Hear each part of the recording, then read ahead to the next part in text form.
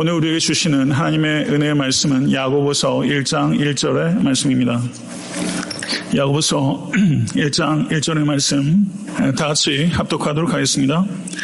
하나님과 주 예수 그리스도의 종 야고보는 흩어져 있는 12지파에게 문안하노라. 아멘. 제가 요즘 설교를 정말 열심히 준비합니다. 느껴지세요? 예, 이러다 병나겠구나 싶을 정도로 예, 정말 열심히 준비하는데 어저께 설교 원고를 늦게 딱 탈거하고서 오늘 은혜 받으시기 참 어렵겠다. 제가 원고를 보면서 그런 생각이 드는 거예요. 예, 그렇지만 제가 강해 설교를 하면서 그 본문의 서론적인 이야기를 하고서 본문에 들어가야 되는 것이 순서에 맞기 때문에 지금 서론을 이렇게 정리하면서 좀 이렇게 상당히 드라이하다 이런 느낌이 있었어요. 그렇지만 기도하는 마음을 하나님 최선을 다했는데 하나님 역사해 주세요 이런 마음이 저한테 있었는데 1부 설교를 딱 하는데 회중들 이렇게 보면은 이렇게 들으시는지 안 들으시는지 제 눈엔 보인답니다. 그래서 이렇게 인터랙션 하기가 좀 어려웠어요. 그래서 좀 중간에 약간 힘들다 이런 느낌이 좀 있다가 또 설교를 끝까지 기도하는 마음으로 이렇게 잘 마쳤는데 그러면 이제 제 마음속에 들어가는 여러 생각들이 있잖아요. 근데 친교실에 갔는데 그 청년 한 사람이 새로운 청년이 있어요. 설교할 때 봤어요. 근데 있길래 가서 인사를 했는데 올해 30살 된 저에게 오늘 처음 온 사람인데 하나님 말씀이 너무 갈급했다는 거예요. 근데 오늘 설교 말씀 들으면서 자기가 너무 은혜를 받았다고 얘기를 하면서 그러니까 그냥 자기 이야기를 하는 게 아니라 하나님의 말씀을 이야기해 주는 그런 말씀을 자기가 너무 갈급했다고 이런 얘기를 하면서 오늘 그런 얘기를 하는 거예요. 그래서 또 한 번 제가 겸손해질 수 있는 그런 계기가 됐던 것 같아요. 제가 할 수 있는 게 항상 아무것도 없다 이런 생각들을 경험하면서 참 전하기에도 좀 힘들었는데 또 이렇게 한 사람을 통해서 주님께로 이끌림을 받는 그런 것들을 경험하면서 전 설교를 준비하기까지는 제가 책상에서 열심히 준비한 못간 제가 할 수 있지만 강대상 위에 올라가면 전 철저히 무력하고 또 하나님만이 역사하실 수 있게 간절히 바라고 또 갈급한 영혼 위에 하나님께서 은혜의 강물을 정말 생수의 강이 흐르는 그런 역사가 이 시간에 일어날 수 있게 되기를 간절히 소원하는 마음으로 저도 그리스도를 바라보고 여러분들도 그리스도를 바라보는 그런 은혜의 시간 될 수 있게 간절히 바랍니다. 베드로전서를 마치고 제가 야고보서를 선택하게 됐습니다. 하나님께서 이 야고보서의 진리의 말씀을 통해서 우리 각자를 씻어주시고 마음의 눈을 밝혀주셔서 거룩하신 하나님을 더욱더 알게 되고 가까이 하게 되고 사랑하게 되고 또 닮아가게 되고 증거할 수 있는 그런 중요한 한 걸음을 저희가 뗄 수 있게 되기를 간절히 소원하고 그렇게 될 줄로 믿습니다. 그렇지만 야고보서는 교회사 전체를 통해서 볼 때 그렇게 주목받은 책은 아닙니다. 특별히 종교개혁자 마틴 루터는 야고보서를 지푸라기 복음이다 라고 이야기할 정도입니다. 왜냐하면 야고보서에는 예수 그리스도에 대한 이야기가 너무 없다. 그래서 야고보서를 실제 제가 찾아보니까 주 예수 그리스도라는 표현이 야고보서 전체에 딱 2번밖에 등장하지 않습니다. 1장 1절과 2장 1절에 딱 한 번씩 2번 등장해요. 그래서 제가 호기심이 발동해서 십자가 한번 쳐보니까 야고보서에 십자가라는 말이 없어요. 부활 쳐보니까 부활이라는 단어도 등장하지 않아요. 성령 해보니까 성령이라는 단어가 야고보서 5장에 단 한 번 4장 5절에 등장하고 있어요. 그러다 보니까 호기심이 생기더라고요. 이 신칭의 복음이 무엇입니까? 우리 주 예수 그리스도의 은혜를 믿음으로 말미암아 값없이 구원을 얻는다라는 것이 복음인 줄로 믿습니다. 이 이신칭의 복음을 재발견했던 이 마틴 루터는 아까 말씀드렸던 대로 이 야고보서는 지푸라기 서신이다 라고 말하면서 이 야고보서가 신약 성경 정경 안에 어떻게 들어왔는지 참 의아하게 이 종교개혁자 마틴 루터는 생각했습니다. 특별히 야고보서 2장 24절을 보게 되면 한번 살펴볼까요? 야고보서 2장 24절. 같이 한번 읽어보도록 하겠습니다. 사람이 행함으로 의롭다 하심을 받고 믿음으로만은 아니니라. 이렇게 말하고 있어요. 우리가 바울 서신을 통해서 익히 알고 믿는 바 이신층의 복음과는 매우 다른 이야기를 하고 있는 것 같습니다. 그렇다면 여기에서 우리는 중요한 질문을 하게 되는 거죠. 사도 야고보와 사도 바울은 정면으로 상충하고 있는가? 정말 그러한가? 표면적으로는 그렇게 이야기를 하고 있는데 정말 그러한가? 여기서 우리는 야고보서를 좀 더 신중하고 냉철하게 읽어야 될 필요가 있다는 것입니다. 결론부터 말씀드리다 보면 야고보와 바울의 외견상 보이는 명백한 의견의 차이는 야고보의 말을 전후 문맥과 상관없이 끄집어내서 이해하게 되면 왜곡하게 되고 인위적으로 결론에 도달하게 되는 것이죠. 우리가 갈라디아서 그리고 로마서 등에서 사도 바울이 특별히 대답했던 질문은 어떻게 구원을 얻는가에 대한 질문이었습니다. 그것에 대해서 사도 바울께서는 오직 은혜를 믿음으로 말미암아 구원을 얻는다. 이것이 사도 바울의 대답이었습니다. 야고보가 대답한 질문은 무엇이 참된 믿음인가 하는 질문입니다. 무엇이 참된 믿음인가? 이것에 대한 야고보의 대답은 진실한 믿음은 신실한 행동으로 증명된다. 질문 자체가 달랐던 것입니다. 무엇이 참된 믿음인가 하는 질문에 대해서 야고보는 진실된 믿음은 신실한 행동으로 증명된다. 이것을 밝히고 있는 것입니다. 성도 여러분, 야고보서는 바른 믿음은 바른 삶이 있다. 이것을 역설하는 것입니다. 그렇기 때문에 야고보서는 외견상 보이는 대로 판단해서는 안 되고 믿음을 축소시키는 것이 야고보서의 목적이 아니라 믿음이 가장 중요하다는 것을 역설하면서 무엇이 구원에 이르는 참된 믿음인가? 그것은 바른 삶으로 증명되는 믿음이 참된 믿음이다라는 것을 이 야고보는 강조하고 있는 것입니다.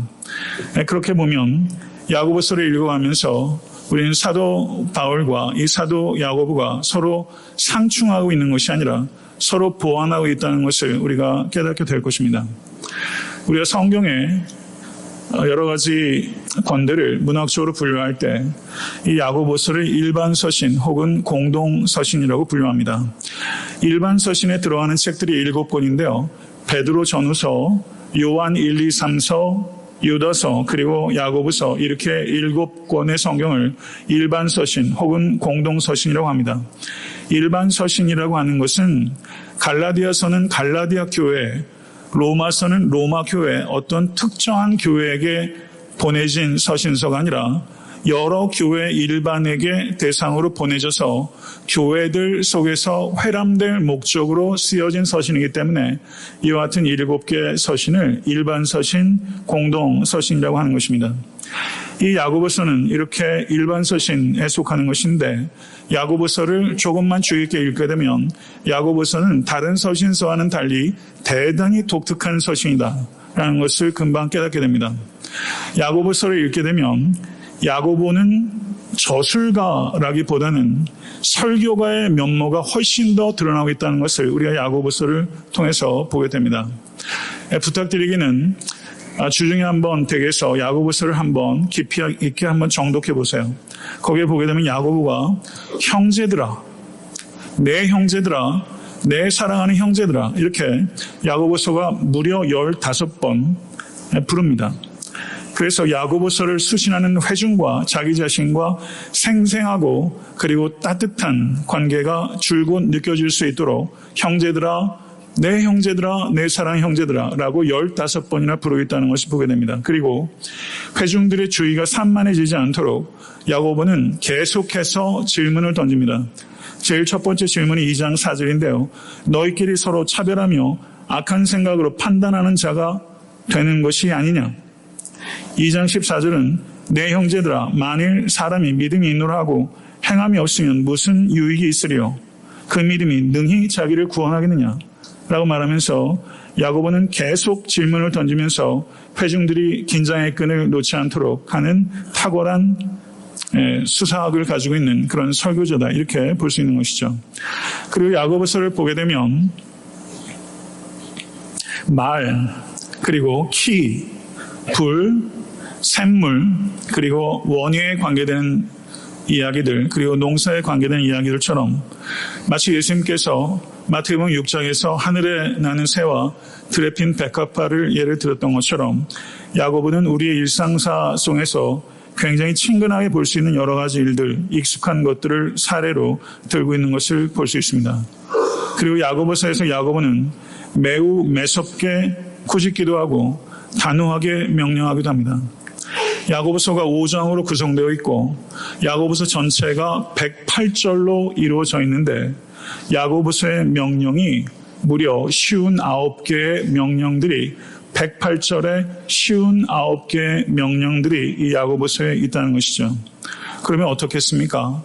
59개의 명령들이 108절에 있다는 것은 거의 2절에 하나꼴로 명령이 계속 있다는 것이죠. 그렇기 때문에 야고보서를 주의 있게 읽다 보면 야고보서의 내용들이 서로 논리적인 연관성이 매우 희박하게 보입니다.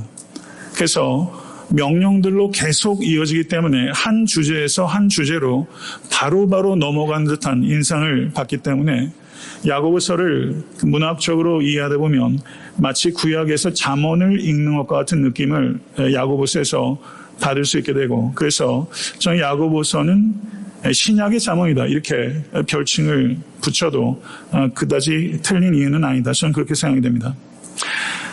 제가 설교를 준비하면서 야고보서를 몇 번 읽으면서 논리적 구조를 파악하려고 했는데 간단치 않더라고요. 제가 야고보서를 준비하기 위해서 읽고 있는 그 책들이 10권입니다. 주석서 10개를 아주 학문적인 주석부터 아주 패스트럴, 그 목회적인 주석, 그리고 중간에 있는 주석까지 다양한 주석들을 제가 한 10권 정도를 참고하고 있는데 그 10개의 주석들이 이 야고보서의 논리적 구조를 어떻게 이해하고 있나 목차를 계속 대조하면서 제 읽기와 이렇게 비교했는데 너무나 제각각이라는 것을 제가 이렇게 경험하게 됩니다. 제가 에베소서를 목요일과 금요일날 강의하고 있지만 에베소서의 논리적 구조는 굉장히 선명합니다. 근데 야고보서는 그렇지 않더라. 그렇지만 제가 다음 주부터 야고보서를 계속 강의해 나가면서 쉽게 파악되지 않는 이 야고보서의 논리적 구조가 그 심대하고 심오한 논리적 구조가 강의를 해 나가면서 우리에게 깨닫게 될 것을 저는 기대하고 말씀 속으로 들어가고자 합니다. 1장 1절을 한번 보겠습니다. 1장 1절은 하나님과 주 예수 그리스도의 종 야고보는 이라고 말합니다. 신약 성경에 야고보라는 이름을 가진 사람이 3사람 등장합니다. 세베대의 아들 사도 요한의 형 야고보가 있습니다. 그런데 이 야고보는 사도행전 12장에 주후 44년에 12제자들 가운데 최초로 순교했기 때문에 그 순교한 최초의 사도 야고보가 야고보서의 저자라고 하기에는 너무 일찍 순교했습니다. 두 번째는 예수님의 12제자들 가운데 알페오의 아들 야고보가 있는데 이 야고보는 작은 야고보라고 불려지기도 했습니다. 그런데 그 사람이 야고보서의 저자이기에는 알페오의 아들 야고보는 너무 알려지지 않았습니다. 그래서 세 번째이자 가장 유력한 인물은 바로 예수님께서 탄생하신 이후에 요셉과 마리아 사이에서 태어난 야고보, 바로 예수님의 동생 야고보, 그리고 예루살렘 교회의 기둥이었던 야고보, 바로 그 야고보가 야고보서의 저자라고 생각하는 것이 가장 타당하고 확실한 추론이라고 생각합니다. 교회 역사 가운데 여러 증언들도 바로 이 예수님의 동생 야고보가 야고보서의 저자일 것이다, 이렇게 외증이 있는 것입니다. 저는 이 예수님의 동생 야고보가 야고보서의 저자라고 생각합니다. 그렇다면 이런 생각을 같이 한번 해봤으면 좋겠습니다. 요셉의 형으로 산다는 것이 어떤 것이었을까요? 쉽지 않았을 것입니다. 예수님의 동생으로 산다는 것이 어떤 느낌이었을까요? 혹시 요셉과 마리아가 야고보를 비롯한 예수님의 동생들에게 너희들은 왜 형 예수처럼 하지 못하니? 이런 이야기 있을 수 있지 않겠습니까? 예수와 비교되는 일들이 야고보 가운데 아마 있었을 것이다. 좀 그런 생각이 들고요. 어쩌면 예수님께서 공생애를 시작하시기 위해서 집을 떠났을 때 야고보는 만세를 불렀을 수도 있겠다. 이런 생각을 좀 해볼 수 있는 것이죠. 저는 재미있는 묵상이라고 생각합니다. 그렇지만 성경에서 이 야고보에 대해서 정확하게 언급하고 있는 곳들이 몇 군데가 있는데요. 요한복음 7장 5절을 보게 되면 야고보를 비롯한 형제들이 예수를 믿지 아니하였다. 이렇게 말하고 있고, 마가복음 3장 21절을 보게 되면 예수님을 미쳤다라고 말하면서 예수를 붙잡기 위해서 찾아온 내용들이 마가복음 3장에 기록되어 있습니다. 예수님께서 십자가에 달리셨을 때 마리아는 곁에 있었지만 야고보는 그 자리에 없었습니다. 복음서에 나타나는 이 야고보의 모습은 예수님을 이해하지도 그리고 믿지도 않았던 것입니다. 그렇다면 이 야고보가 예수님을 언제 믿게 되었을까요? 고린도전서 15장 7절을 보게 되면 부활하신 주님께서 동생 야고보에게 나타났다고 기록하고 있습니다. 사도행전 1장 14절은 예수님의 가족들과 제자들이 마가의 다락방에서 기도했다고 증언하고 있습니다. 사도행전 2장을 보게 되면 성령 강림 사건 때 야고보도 그 자리에서 성령의 불을 받았다고 기록하고 있습니다. 야고보는 예루살렘 교회의 성장을 목격했고 그리고 그 성장한 교회의 리더로 성장했던 것입니다. 사도행전 9장을 보게 되면 사도 바울이 다메섹으로 가는 도중에 부활하신 주님을 만났고 회심한 지 얼마 지나지 않아서 예루살렘에 갔을 때 바나바의 인도를 받았고 그때 사도 야고보는 바울을 만났습니다.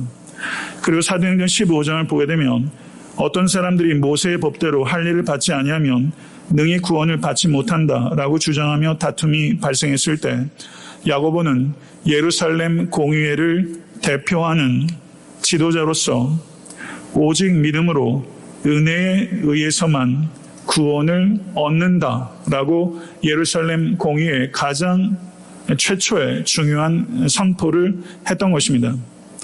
그리고 그때 사도 야고보는 유대인의 감정을 상하게 하지 않기 위해서 이방인 그리스도인들에게 반감을 일으키는 몇 가지 행동을 삼가할 것을 요청했습니다. 이것이 사도행전 15장 20절에 기록되어 있는 내용입니다. 야고보의 이와 같은 행동들을 우리가 성경을 통해서 재구성하면서 특별히 사도행전 15장 그리고 21장 등에 나타나는 이 사도 야고보의 모습을 통해서 우리는 이 사도 야고보가 모든 사람들이 연합할 수 있도록 위대한 조종자의 역할을 했던 사람이라는 것을 우리는 알 수 있습니다. 초대교회 역사가했던 유세비우스에 의하면 바울이 로마로 압송되자 실망한 유대인들이 야고보를 타깃으로 삼았습니다. 그래서 군중들이 야고보를 끌고 왔고 그리스도에 대한 믿음을 공개적으로 부인할 것을 요청했습니다. 그러지만 그때 사도 야고보는 더욱 뚜렷하게 예수는 구세주시오 하나님의 아들이십니다 라고 선포했고 그의 증거를 견딜 수 없었던 유대인들이 야고보를 돌로 쳐서 죽였다 라고 초대교회 역사는 기록하고 있는 것입니다. 예수님의 동생 야고보가 순교한 것이 주후 62년입니다. 야고보는 경건한 사람으로 명망 높았고 그래서 야고보를 사람들이 부를 때 의로운 야고보라고 불렀습니다.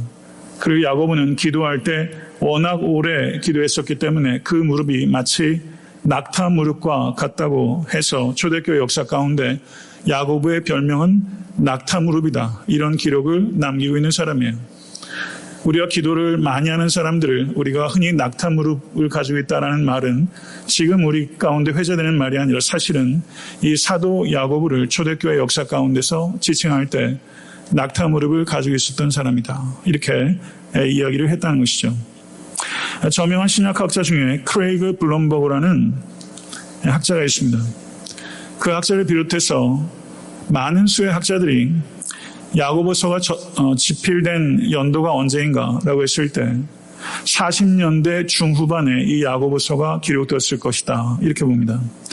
J.T. 로빈슨이라는 학자도 야고보서가 주후 48년도에 기록되었을 것이다. 어쩌면 1년 정도 더 앞당길 수 있을 것이다. 이렇게 이야기를 했습니다. 그렇다면 40년대 중후반 조금 넓게 잡으면요. 좀 더 범위를 좁히면 빠르게는 주후 47년에 그리고 늦게는 주후 48년도에 이 야고보서가 기록되었다는 것이죠. 그러면 사도 바울의 서신서들 가운데 가장 먼저 쓰인 서신서는 무엇인지 아십니까? 갈라디아서가 제일 먼저 쓰였다고 하는 사람도 있고 데살로니가 전후서가 가장 먼저 쓰였다고 하는 사람들도 있습니다. 그래서 갈라디아서 혹은 데살로니가 전후서의 연대를 대략적으로 학자들이 주후 49년에서 50년으로 봅니다. 그리고 사복음서 가운데 가장 먼저 쓰인 복음서를 마가복음이라고 일반적으로 이야기를 합니다. 그러면 마가복음은 언제 쓰였는가?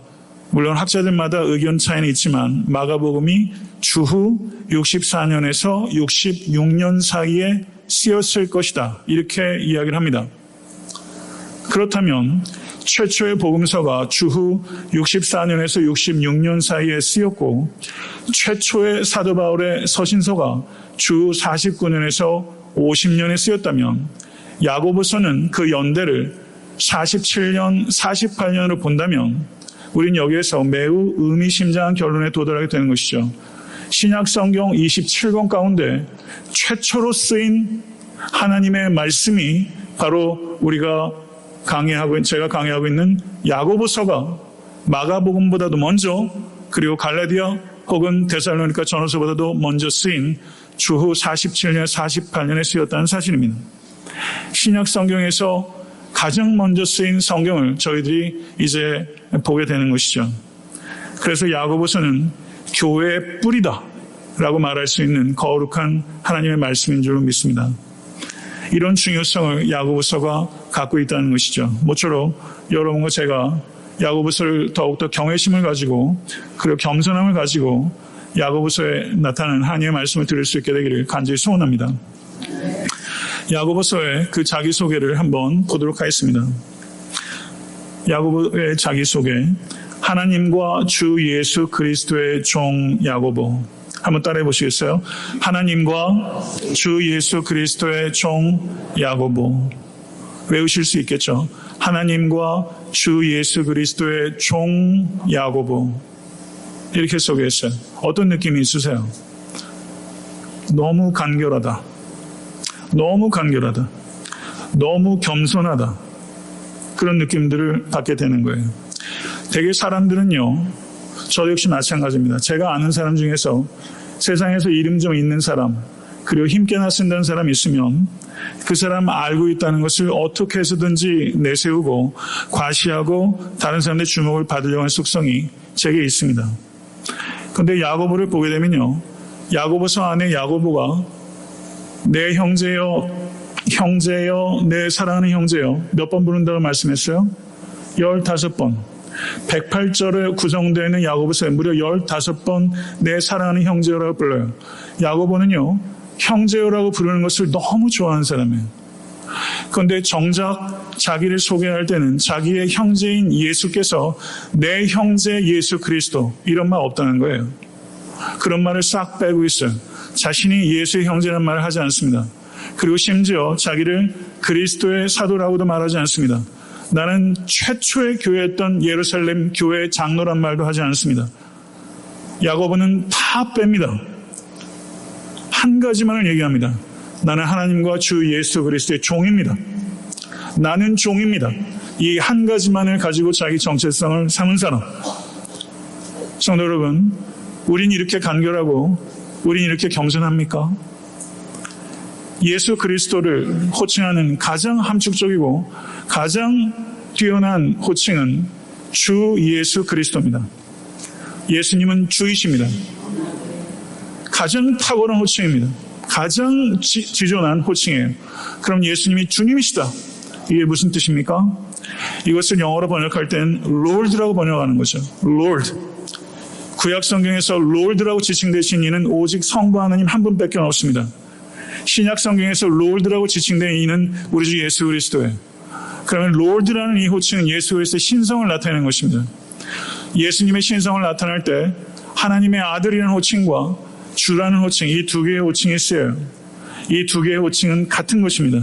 예수님은 하나님이시라는 것을 나타내는 호칭이에요. 예수님께서 하나님이심을 믿으십니까? 우리가 살고 있는 이 시대의 시대 정신은 종교 다원주의입니다. 세계가 정치적으로 분열되고 있고 민족적으로, 인종적으로, 지역적으로, 종교적으로, 경제적으로 심각하게 분열되고 찢기고 있습니다.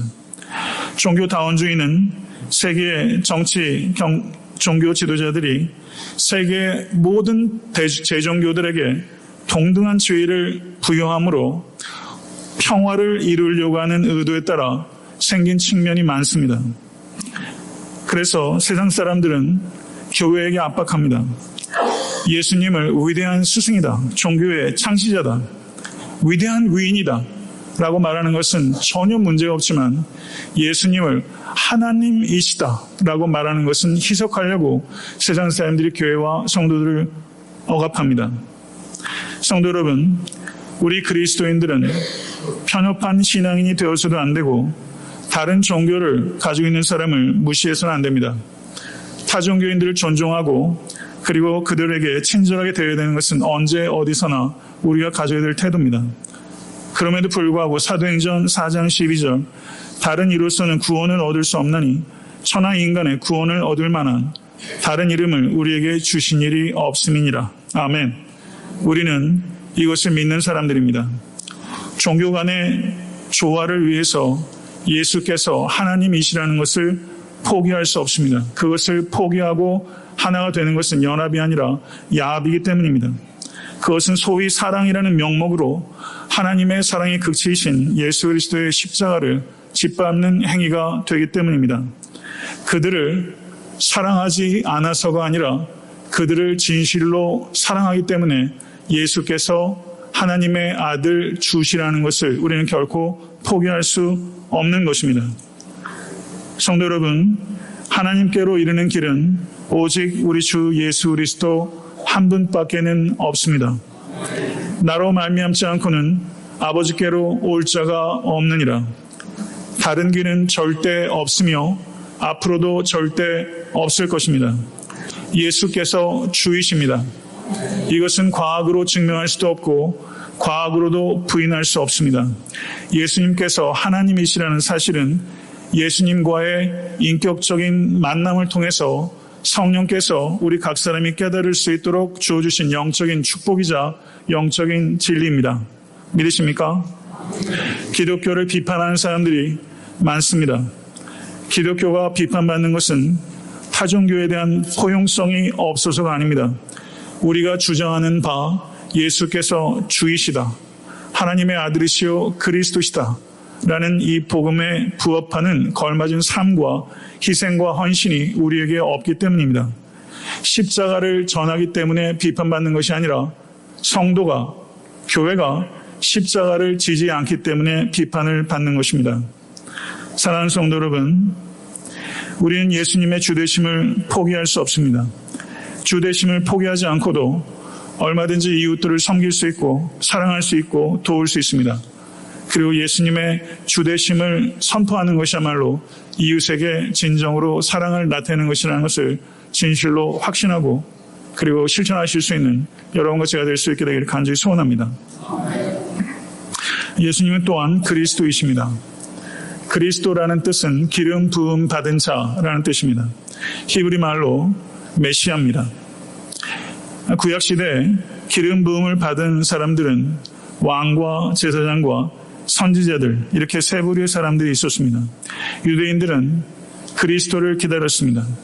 로마의 억압과 그리고 로마의 괴뢰 정권이었던 헤롯 왕과 그 후손들로부터 이스라엘을 정치적으로, 군사적으로, 경제적으로 해방시켜 줄 수 있는 현세적인 그리스도를 이스라엘 백성들은 대망해 왔습니다.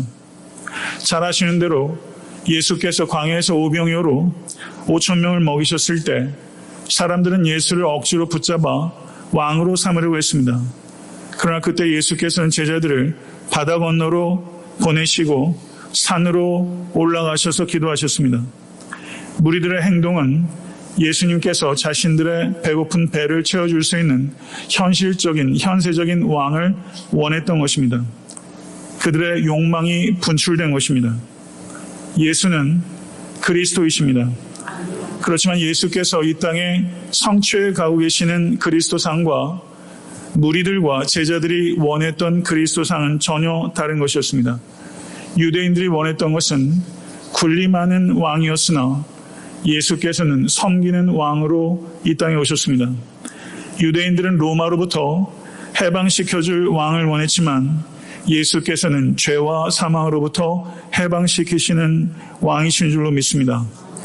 유대인들은 유대인들만의 왕을 원했지만 예수님께서는 모든 나라와 민족과 열방의 왕이십니다.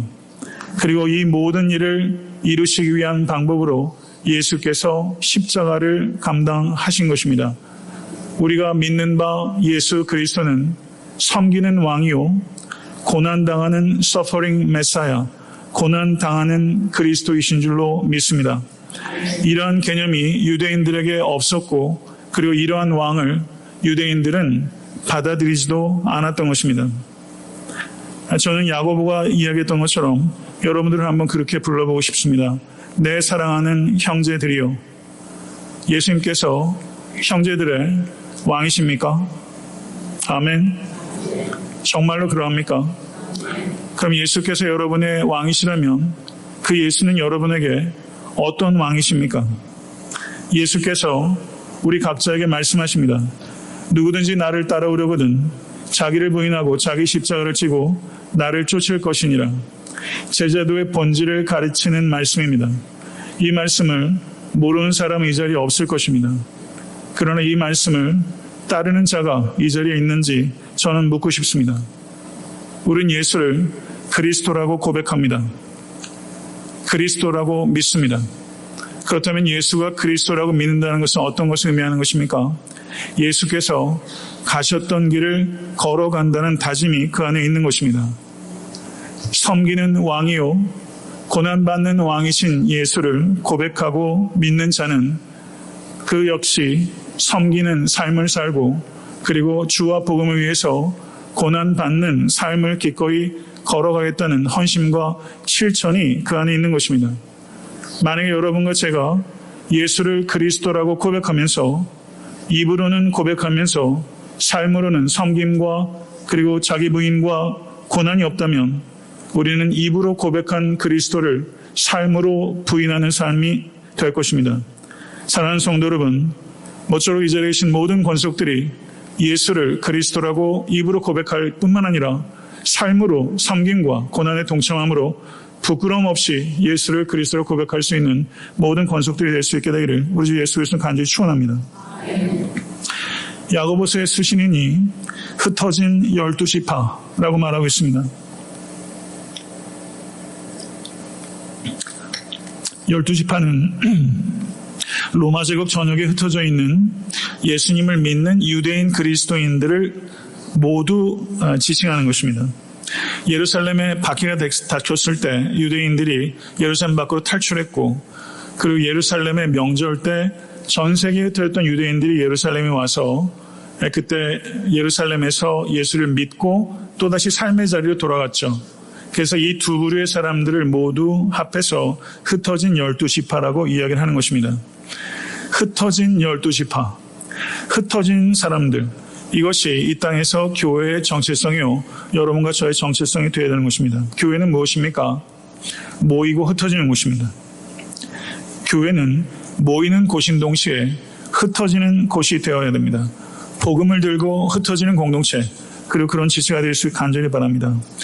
이들 유대인 그리스도인들은 이중적인 디아스포라의 삶을 살았습니다.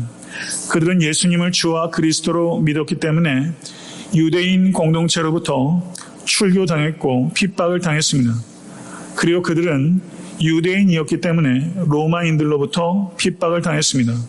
그래서 유대인 그리스도인들은 유대인으로부터 로마인으로부터 이중적인 핍박을 받았고 그로 인해서 많은 사람들이 지쳤고 그리고 흔들리고 있었습니다.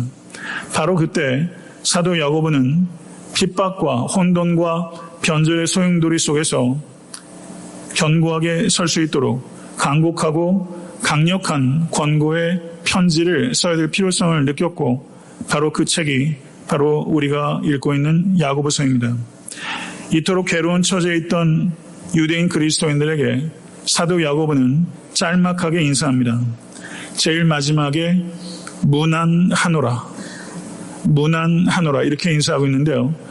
여기에 나오는 헬라어는 카이레인이라는 헬라어입니다. 이 단어의 뜻은 기뻐하다라는 뜻입니다. 그렇기 때문에 무난하노라 이 뜻은 기쁨으로 안부하노라 이런 뜻이고요. 다음 주부터 제가 강의할 본문 가운데 하나가 1장 2절부터인데요. 1장 2절을 보게 되면 내 형제들아 너희가 여러 가지 시험을 만나거든 온전히 기쁘게 여기라. 무난하라라는 말씀 뒤에 카이로라는 동사가 있고 다음 주 1장 2절에는 카라라는 기쁨이라는 명사가 이어지면서 이중적인 핍박에 시달리고 있는 이 유대 그리스도인들에게 기쁨으로 간곡하고 강력하게 야고보는 권면하고 있는 것입니다. 말씀 맺겠습니다. 이제 오늘 우리들은 야고보서의 이야기를 들을 수 있는 약간의 준비가 된 것입니다. 주 47년이나 48년경에 전 세계에 흩어져 있는 디아스포라 유대인 그리스도인들에게 사도 야고보는 기쁨으로 무난하고 간곡하고 강력한 권고를 하고 있는데 이 간곡하고 강력한 권고는 바로 우리의 영혼이 들어야 될 메시지인 것입니다. 모쪼록 야고보서의 강의를 통해서 야고보의 그 외침을 들으실 수 있는 사랑하는 모든 권속 되실 수 있게 간절히 축원합니다. 식당에 가셨을 때 한 사람만 저한테 오셔서 은혜 많이 받았습니다 라고 이야기해 주시면 오늘 딱딱한 설교를 했지만 제가 많은 격려를 받고 할 수 있을 것 같습니다. 준비되셨어요? 할렐루야. 네, 오늘 태도가 참 좋으셨습니다. 기도하겠습니다.